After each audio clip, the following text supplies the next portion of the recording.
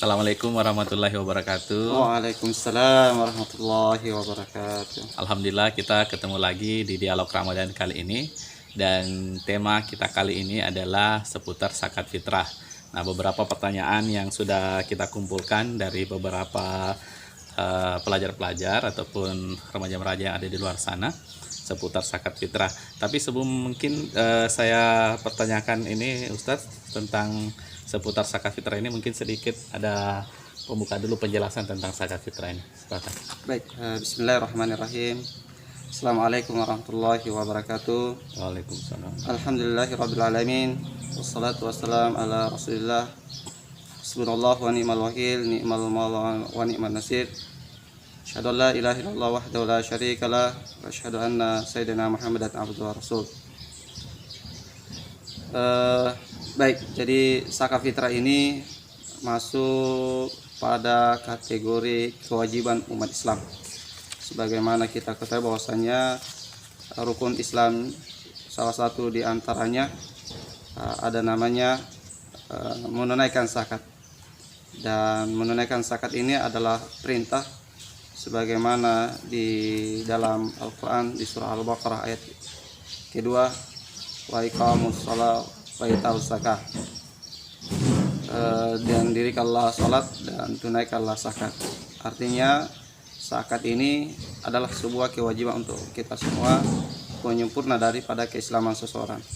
Maka siapapun di antara kita yang memiliki harta, maka wajib hukumnya untuk mengeluarkan zakat tersebut. Iya, terima kasih Ustaz. Nah, sekarang ada pertanyaan Ustaz, apakah perbedaan antara zakat, infak, dan sedekah? Baik, jadi zakat fitrah itu ada dua. Ada dua. Yang pertama ada zakat mal, yang kedua adalah zakat fitrah. Zakat mal ini adalah zakat harta yang dimiliki seseorang, yang ketentuannya adalah ketika sudah sampai pada haul dan hisabnya maka wajib dikeluarkan. Wajib dikeluarkan. Kemudian yang kedua adalah zakat fitrah. Zakat fitrah. Kalau zakat fitrah ini sudah jelas ketika bulan Ramadan tiba, maka pasangannya adalah zakat fitrah. Adalah zakat fitrah. Nah, itu. Kemudian sedangkan infak ini menurut para ulama cenderung dikeluarkan adalah berupa harta. Jadi berupa harta atau material. Sedangkan sedekah ini mencakup keduanya, baik itu zakat fitrah, zakat mal, ataupun infak tersebut. Semuanya dalam bentuk sedekah. Iya, dalam bentuk sedekah. Sehingga di sini para ulama mengatakan dia bisa bersifat material maupun imaterial. Makanya dalam hadis Nabi dikatakan senyummu kepada saudaramu adalah sedekah. Sedekah. Ya, jadi senyum pun menjadi sedekah. Bisa jadi sedekah. Menjadi, oh iya. Ya. Nah, berbicara masalah zakat tadi yang ada zakat mal dan zakat fitrah, harta apa saja yang bisa dikeluarkan zakatnya? Ya, kalau kita masuk pada zakat fitrah kan di Nabi itu adalah gandum atau kurma. Kemudian dikiaskan oleh para ulama bahwasanya intinya kalau zakat fitrah adalah makanan pokok kita. Oh, makanan pokok Ya, kita. jadi kalau makanan pokoknya adalah sagu, maka yang dikeluarkan adalah sagu. Kalau makanan pokoknya adalah beras, ya beras. Kalau makanan pokoknya jagung, ya jagung yang dikeluarkan. Seperti itu. Sedangkan kalau zakat mal atau zakat harta, maka semua yang sifatnya harta, komoditi yang dimiliki oleh seseorang, jika sudah memenuhi syarat dan ketentuannya, haul dan nisabnya, maka boleh dikeluarkan. Boleh dikeluarkan. Contohnya dia punya emas takarannya adalah 85 gram. Kalau dia sudah sampai nisabnya, haulnya 1 tahun, ukuran pemakaiannya 1 tahun, berarti sudah wajib keluar zakatnya. Di zakatnya 2,5%. 2,5% untuk zakat mal. Zakat mal. Oh iya. Nah, Ustaz, kalau kan tadi ada dua bentuk zakat nih, ada zakat fitrah dan ada zakat mal. Hukumnya ini yang dua bagaimana, Ustaz? Wajib semua atau hanya zakat fitrah saja yang wajib? Ya. Kalau kita merujuk pada dalil pada surah Taubah, ketika Allah Subhanahu wa taala berfirman, "Khudz min amwalihim shadaqatan tutahhiruhum", maka hukumnya wajib. Semua. Ya, semua, karena seperti yang kita jelaskan di awal bahwa sedekah ini mencakup keduanya. Zakat fitrah, zakat mal ataupun infak. Oh, yang Seperti itu. Dan semua itu sudah ada hitungannya, Ustaz. Sudah ada perhitungannya. Sudah ada hitungannya. Seperti itu. Nah, kalau berbicara zakat fitrah, yang siapa-siapa saja nih yang berhak untuk mendapatkan zakat fitrah? Nah, kalau zakat fitrah kan jelas bahwasanya dia adalah makanan untuk fakir dan miskin, untuk malul lil masakin. Dia adalah makanan pokok bagi orang-orang fakir dan orang-orang miskin. Itu khusus untuk zakat fitrah. Iya, untuk zakat fitrah. Kalau zakat mal beda lagi. Beda lagi. Karena kalau zakat mal ini dijelaskan di dalam Al-Quran ada 8 golongan. Di antaranya adalah fakir miskin, orang yang dalam perjalanan musafir, orang yang berjihad di jalan Allah, kemudian budak, kemudian hamba sahaya, seperti itu. Ini boleh Berhak mendapatkan zakat mal. Zakat mal. Kalau zakat fitrah hanya dua saja. Hanya dua saja, fakir dan miskin. Kalau zakat mal 8 golongan. Boleh menerima. Oh ya. Nah, kalau golongan-golongan ini berhak untuk mendapatkan zakat, apakah mereka wajib juga untuk mengeluarkan zakat? Kalau kita ke hadis Nabi, Iya. yang diriwayatkan oleh Imam Bukhari dan Muslim, zakat ini semuanya, tidak tanpa terkecuali. Selama dia mendapati, misalkan zakat fitrah ketika dia dapati bulan Ramadan, maka siapapun boleh. Ini secara umum. Wajib. Jadi tidak ada alasan bahwa karena beliau miskin atau fakir berarti tidak wajib untuk mengeluarkan zakat. Nah, ini yang perlu dipahami. Iya. Bahwasanya ketika kita mengeluarkan zakat, di setiap lembaga tertentu, misalkan di negara kita ada namanya Basnas, Badan Amil Zakat Nasional. Alhamdulillah di awal Ramadan, Basnas ini sudah mengeluarkan edaran tentang percepatan pengumpulan zakat. Fungsinya apa? Ketika terjadi pengelolaan zakat lebih cepat, maka zakat-zakat yang sudah disalurkan kepada fakir miskin, ketika dia tidak mampu, maka dengan zakat yang diterima itu bisa dia keluarkan, Bisa dia zakatkan. iya, dia zakatkan kembali, walaupun pada akhirnya zakat itu akan kembali pada dirinya. Oh iya. Seperti itu. Makanya di zaman Rasulullah dibentuklah yang namanya UPZ atau unit pengumpul zakat. Oh, gitu. Ya, sekarang Basnas ya. Iya, Basnas. Ada lembaga-lembaga lain juga ya. Kalau di tingkat daerah yang secara terstruktur itu sistematis dari pusat sampai provinsi ke daerah, itu namanya Basnas. Kemudian kalau di Basnas membuat panitia khusus di setiap masjid namanya UPZ. Iya. Unit pengumpul zakat, seperti itu. Nah, kalau besaran zakat fitrah itu sendiri berapa? Nah, untuk saat ini yang disepakati ukurannya beras itu adalah 4 liter. Jadi beras 4 liter Mas ya. Iya. Beras 4 liter, jikalaupun diuangkan itu nilainya 1 liter 8.000. Sehingga kalau dikalikan menjadi 32.000.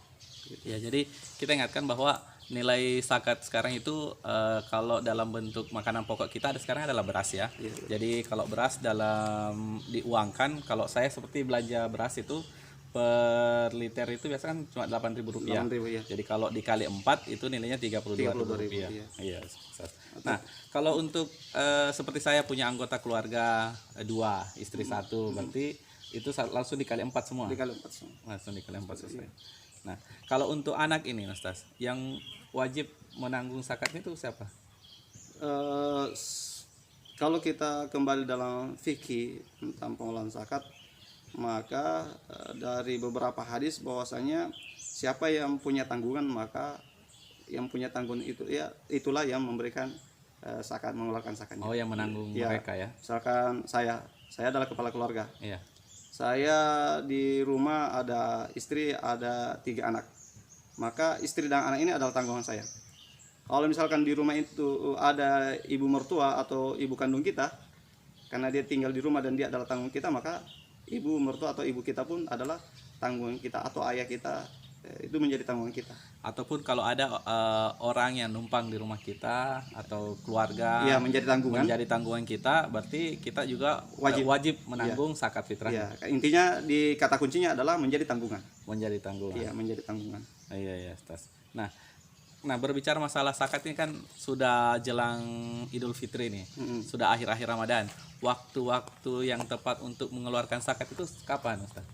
Ya, sebenarnya tidak ada spesifikasi sebenarnya dalam pengeluaran zakat ini. Hanya saja sebagian masyarakat selalu berprinsip bahwasanya afdalnya mengeluarkan zakat adalah di akhir Ramadan. Di akhir Ramadan. Padahal secara keumuman dalil bahwasanya zakat ini begitu masuk Ramadan maka sudah boleh kita mengeluarkan zakat sampai sebelum sholat Idul Fitri dilaksanakan. Sebelum sholat Idul Fitri dilaksanakan maka itu adalah waktu-waktu kita mengeluarkan zakat. Seperti itu. Hanya saja kami selaku orang yang terlibat di dalam pengumpulan zakat kali ini, kami menyarankan kepada siapapun bahwasanya sebaiknya proses pengumpulan zakat ini dipercepat. Fungsinya apa? Karena penyalurannya cepat sehingga orang-orang yang tidak mampu untuk mengeluarkan zakat, apalagi kalau dia keluarganya banyak, Pak. Ya. Ini dengan dia menerima zakat, dia setidaknya bisa terbantu dengan zakat yang diterima.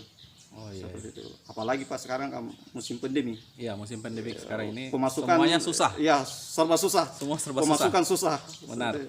Seperti itu. Nah, pertanyaan lagi nih Ustaz, apakah zakat boleh dititipkan? Contoh nih Ustaz ya, saya kan punya keluarga juga di Bulukumba contoh, terus saya hidup sebagian juga di sini separuh waktu. Apakah boleh saya titip zakat ke orang tua di Bulukumba untuk dibayarkan di sana atau? Ya, zakat intinya bisa dikeluarkan. Jadi kalau diwakilkan boleh. Tergantung niatnya. Jadi misalkan saya orang yang dititipi zakat dari Pak Yusuf, maka ketika saya berniat untuk mengeluarkan zakat, maka saya berniat mengeluarkan zakat fitrah dari Pak Yusuf yang dititipkan kepada saya karena Allah. Sama dengan kalau kita menitipkan ke lembaga-lembaga zakat. Boleh. Makanya Pak, sekarang itu sudah ada beberapa lembaga secara administrasi sangat bagus. Jadi kita dikasih formulir, kemudian kita titipkan formulir itu, maka tim penerima zakat itu tinggal melihat siapa yang melakukan pembayaran zakat, maka dia akan menerima zakat itu sesuai dengan nama yang tertera. Atau mungkin lebih bagus kalau ke lembaga zakat atau bagaimana? Atau kita langsung antar ke orangnya langsung yang menerima, atau bagusan ke lembaga zakat? Intinya budaya di mana Pak? Iya, karena sekarang banyak sekali lembaga zakat Pak. Ada misalkan Lazismu yang diolah Muhammadiyah, kemudian Lazis Wahda, ada Basnas, ada UPZ. Jadi sebenarnya dimanapun kita berada Pak, sepanjang ada unit pengumpul zakat, maka dimanapun bisa kita berikan. Seperti itu. Cuman yang perlu kita ketahui bahwasanya zakat ini betul-betul bisa tersalurkan. Yang kita khawatirkan yang sampai zakat ini tidak tersalurkan sesuai dengan apa yang menjadi keinginan kita. Seperti itu. Nah, ada lagi pertanyaan Ustaz. Kalau kan tadi masalah zakat fitrah ini kan sebaiknya makanan yang kita makan, makanan pokok yang kita makan. Nah, kalau diuangkan itu bagaimana Ustaz? Boleh. Ya, dikiaskan. Karena para ulama telah berijtihad bahwasanya ini kias Pak. Jadi beras, kita kan konsumsinya beras. Tapi kalau misalkan beras itu kita pun beli, seperti itu. Jadi kita beli di pasar, kemudian kita juga keluarkan, pada prinsipnya sama. Jadi uang tidak ada masalah. Uang tidak ada masalah. Karena ini sudah menjadi ijtima para ulama. Oh ya, dan yang penting nilainya sama ya. Jadi sama. Kalau di tempat Anda saat ini harga beras contoh 7.000, berarti 7.000 kali 4. Ya. Kalau 8.000 berarti 8.000 kali 4 kali jumlah orangnya ya. Betul.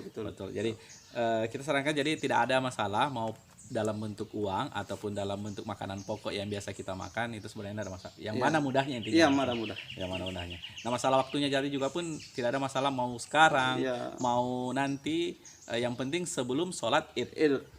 Nah, kalau sampai kelupaan Ustaz. Ada dua menurut para ulama. Kalau kelupaannya betul-betul murni lupa, maka hukum zakat fitrahnya tetap wajib, tetapi disebut sebagai qada. Qada. Iya. Jadi, kalau benar-benar lupa. Iya, benar-benar lupa. Dia tidak disanksikan dari kelupaannya, karena lupa ini adalah fitrahnya manusia. Begitu. Dan begitu dia ingat, boleh melakukan pada saat itu. Maka ulama mengatakan ini adalah qada. Kalau dia lakukan dengan kesengajaan, maka kesengajaan ini memberikan hukum kepada orang tersebut dengan sebuah sanksi. Tentunya dia dianggap sebagai orang yang melakukan pelanggaran dan berdosa atasnya dari apa yang dilakukan tersebut. Jadi berdosa kalau sengaja. Sengaja. Ya. Nah, kalau contoh saya titipkan tadi ini Ustaz, saya kan sudah lepas yang titip. Tapi yang dititipi ini sampai lupa gimana? Kalau misalkan orang yang dititipi lupa, tidak masalah, seperti yang kita katakan tadi. Berarti karena kita sudah ya? Iya, karena kita sudah terlepas. Sudah terlepas. Nanti yang jadi masalah adalah orang yang lupa ini. Orang yang dititipi. Iya, orang yang dititipi. Makanya inilah pentingnya Pak menjaga amanah. Menjaga amanah. Nah, jadi jangan sampai lupa. Jadi kita ingatkan lagi bahwa zakat fitrah itu sudah boleh dibayarkan sebenarnya mulai dari awal Ramadan. Dan ini kan sudah tersisa kurang lebih 5 hari lagi kita akan merayakan hari raya Idul Fitri. Jadi masih ada waktu kesempatan untuk mengumpulkan zakat fitrah, membayar zakat fitrah Anda, jangan sampai kelupaan. Ya. Bersegera. Kalaupun Anda tidak mampu untuk mengantarkan langsung, banyak lembaga-lembaga zakat yang tadi disebutkan oleh Ustaz, adalah Sismo, zakat Wahda, ada Basnas. Boleh online juga Pak. Ya, boleh online. Online sekarang sudah boleh. Masya Allah. Allah. Kalau online itu di mana Ustaz? Tinggal cari situs-situs yang akan kita tuju. Misalkan mau ke Muhammadiyah, maka lesismuhammadiyah.com. Begitu. Mau ke Wahda, lasis WI, Wahda Islamiyah, atau mau ke Basnas langsung? Boleh. Tinggal klik linknya, bayar, transfer. Sekarang selesai. zaman teknologi sudah canggih. Dimanapun Anda bisa membayar zakat dimanapun ya. Jadi karena pakai Android smartphone, sisa transfer berapa besarannya, berapa jumlah keluarga yang mau ditangguhkan, semua sudah formulirnya. Sudah. Jadi sisa cari linknya, search bisa di Google atau platform pencarian lain. Lembaga-lembaga zakat yang Anda ingin titipkan zakatnya. Betul sekali. Nah, sekarang kayaknya semua simpel ya. Kalau dengan zaman teknologi sekarang ini, membayar zakat itu simpel. Betul.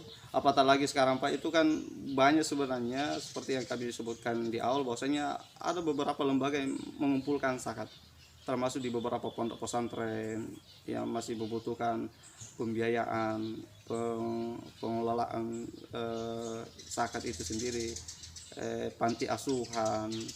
Nah, mereka sekarang ini banyak membuka link-link pengumpulan zakat secara online. Secara online, karena namanya era digital, maka mau tidak mau mereka pun mengembangkan tata cara pengumpulan zakat itu secara online juga, seperti itu. Jadi kita tinggal di rumah, yang penting saldo cukup di ATM, tinggal cari linknya, transfer selesai, beres. Jadi tidak ada masalah. Nah, Ustaz, penutup ini Ustaz, sebagai penutup mungkin bisa disampaikan tentang zakat fitrah ini untuk apalagi yang muda-muda, kaum muda ini. Baik, jadi zakat fitrah ini adalah sebuah kewajiban untuk kita semua. Karena ini adalah kewajiban, tentunya yang perlu kita perhatikan adalah bagaimana dalam pengelolaan zakat fitrah ini betul-betul sesuai dengan fikih-fikih yang sudah diajarkan oleh para ulama kita. Karena jangan sampai kita mengeluarkan zakat tetapi serampangan. Maksudnya serampangan, kita mengeluarkan zakat tanpa niat. Kita mengeluarkan zakat tetapi kita berikan pada sesuai dengan keinginan kita. Kita punya zakat, kita kasih ke orang tua kita, ke ibu kita, padahal orang tua dan ibu itu adalah masih tanggungan untuk kita. Oleh karenanya di zaman Rasulullah dan di zaman sahabat itu dibuat yang namanya lembaga pengumpul zakat. Artinya apa? Ketika kita mengeluarkan zakat fitrah, harus betul-betul kita salurkan kepada tim-tim pengumpul zakat. Nanti dari tim pengumpul zakatlah yang menyalurkan ke orang-orang yang berhak menerima zakat tersebut.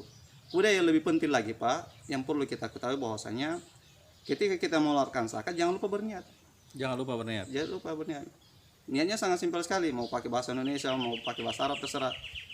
Ini penting dicatat ini. Niatnya. Kalau misalkan kita mengeluarkan zakat, nama itu an ukhrija li zakatil fitrah an nafsihi fardan lillahi ta'ala. Saya berniat mengeluarkan zakat fitrah saya fardu karena Allah. Ini jangan sampai kita mengeluarkan zakat tidak berniat. Kemudian yang kedua, ketika kita berniat zakat lalu mengantarkan kepada orang yang menerima zakat kita, maka orang yang menerima zakat kita pun itu sesuai dengan firman Allah dalam surat Taubah, itu juga berdoa. Ya, berdoa. Maka inilah bedanya sebenarnya antara zakat, infak dan sedekah. Kalau infak kita kasih ke orang, cukup terima kasih selesai. Tapi kalau zakat fitrah atau zakat mal didoakan, karena Allah mengatakan wa tusakkim bihi wa tusalli alaihim, untuk mensucikan mereka dan berdoalah atasnya. Nah, kalau kita hanya serampangan, kita khawatirnya kita kasih zakat, dia bilang terima kasih, padahal ada sesuatu hal rahasia yang kita cari dari zakat tersebut, yakni adalah doa. Doanya itu apa, Ustaz? Ajarakallahu fima a'taita wa barakallahu fima abaqaita wa ja'alaka lahu tahuran. Itu yang sahih yang sahih yang selama ini diajarkan oleh para ulama kita. Jadi mungkin seperti itu, Pak. Jadi mari kita sadar zakat, mengelola zakat dengan baik sehingga betul-betul zakat ini bermanfaat sesuai dengan fungsinya untuk mensucikan jiwa kita, harta kita, dan bisa menyuburkan daripada harta-harta kita, sekaligus bisa menghindari daripada musibah atau bala Allah Subhanahu wa taala. Wallahu a'lam bishawab.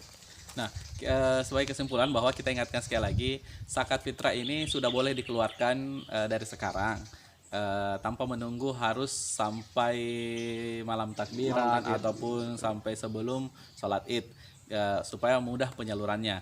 Nah, kalaupun Anda kewalahan, pusing mau bawa kemana, banyak lembaga-lembaga zakat sekarang yang menerima zakat fitrah, dan mereka bisa menyalurkannya kepada orang-orang yang lebih tepat mungkin, Ustaz, ya.